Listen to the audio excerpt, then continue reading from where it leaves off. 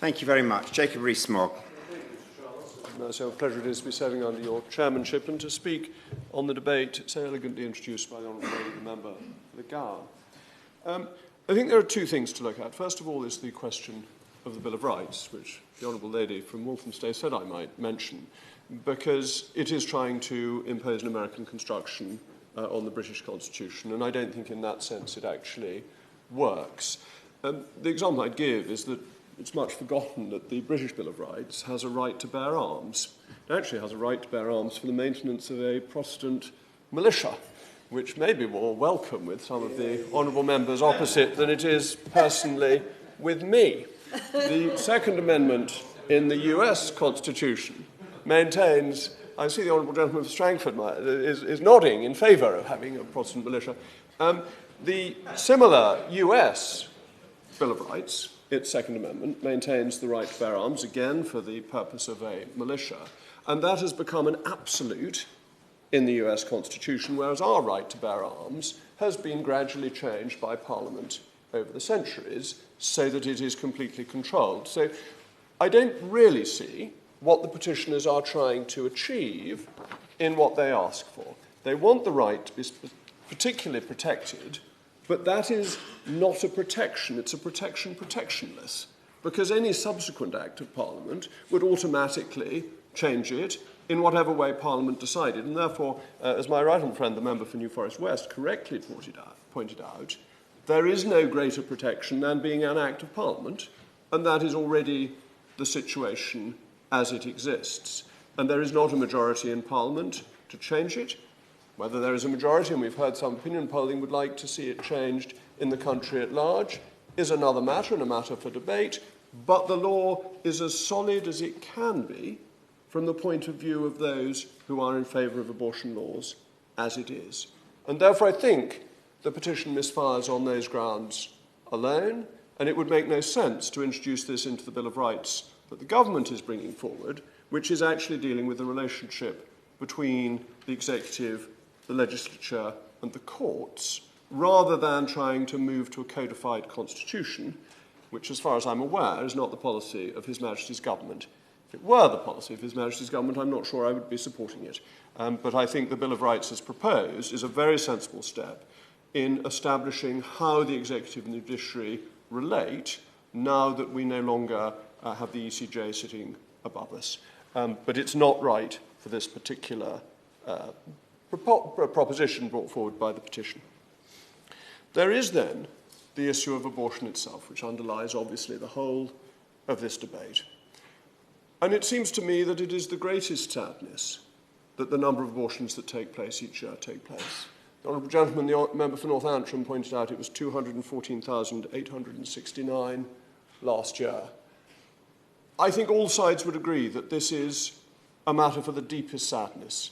There is nobody who welcomes abortion. There is nobody who wants there to be this very high level of abortions. If you think of it over the period since the Abortion Act came in, over 10 million babies have been aborted.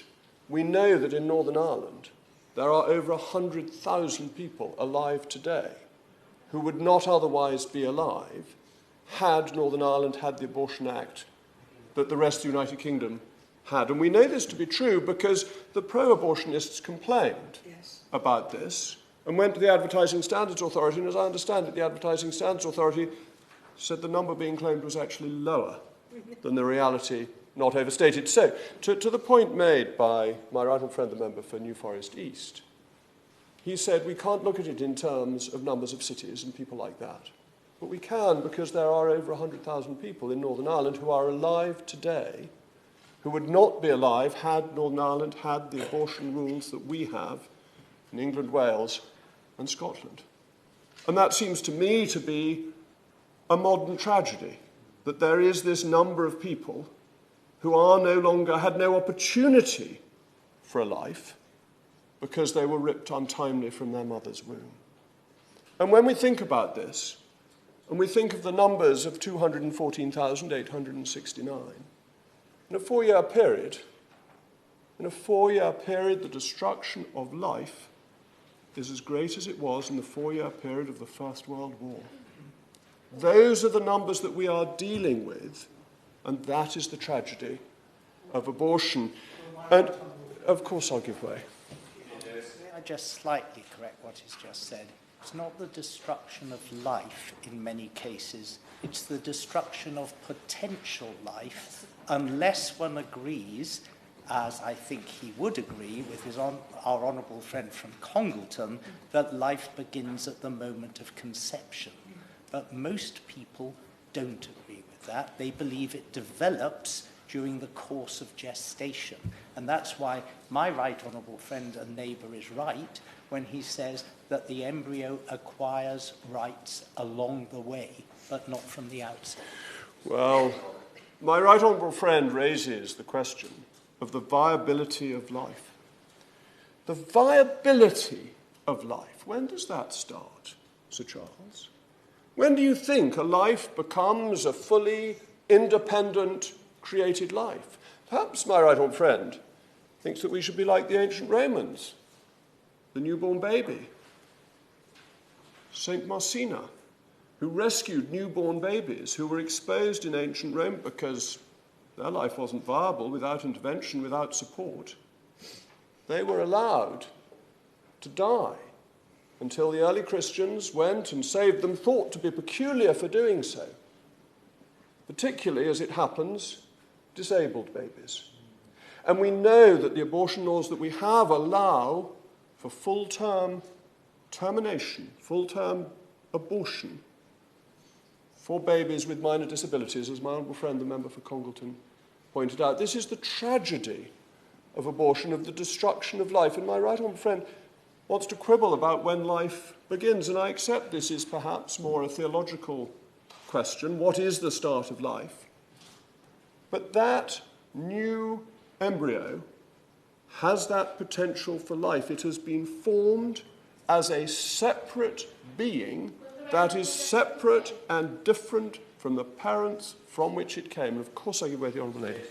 Grateful for the Right Honourable Member for giving way. Does the Right Honourable Member agree that in cases such as fetal abnormality syndrome, ectopic pregnancy, where the life of the woman would be put at risk, that abortion is acceptable to the Right Honourable Member in those cases? Or does those lives not matter? The job of doctors is to save life. And it is quite clear that the job of a doctor to save life means that an ectopic pregnancy that may threaten the life of the woman carrying the baby is one where an intervention may be made to save the life of the woman. That is perfectly traditional and acceptable understanding of how you maximise the saving of life, but you don't pretend there isn't life, because there is. There are two lives, and I give way to my right honourable friend. Not keep intervening, but I take a slight objection to the use of the word quibble. I readily acknowledge that there is a vast uncertainty and grey area at the point, or at least the part of the spectrum, at which potential life becomes a viable human being. But just because you cannot identify an exact point in the process doesn't mean that at the beginning of the process, the fertilized egg is only a potential human being without the same rights as the viable human being at the end of the process has. But the viable point is one that my right honourable friend admits he cannot define. But there is that clear point of conception where you have a new genetic entity. It is unbelievably clear and straightforward. To say that there is some later date, and it may be 21 weeks or 22 weeks or 24 weeks, is not the heart of the argument. The heart of the argument is actually that this new life started at the point of conception, and the tragedy is the 214,869 lives lost last year. And, of course, I'll give way to the Honourable Lady. Given the train of thought that he's coming up with, would he support the rights of women to choose to have an abortion were they a victim of rape or incest? I think the destruction of life is wrong. I do not believe that you should say that a new life should be destroyed. I do not believe that is the right of the state. And I think to put it in a Bill of Rights, even if we were the United States, even if we had a Bill of Rights that is the same constitutional standing as theirs, then my honourable friend, the member for North Antrim, is right. That he said that bills of rights are usually about protecting and preserving and ensuring that people are able to get on with their life. And this is about destroying life. This is the cult of death. It is the great tragedy of abortion, and that it is considered normal. And that this extraordinarily high number of babies that are destroyed is something that should sadden us all to the depths of our souls. And the idea that we would protect something that is so wrong and ignores that second life, and that we should say that that is an absolute right on a par with free elections, seems to me to be an absolute tragedy. So I think this petition misfires. I think it's wrong constitutionally, but it's much more wrong morally, because it prefers death to life.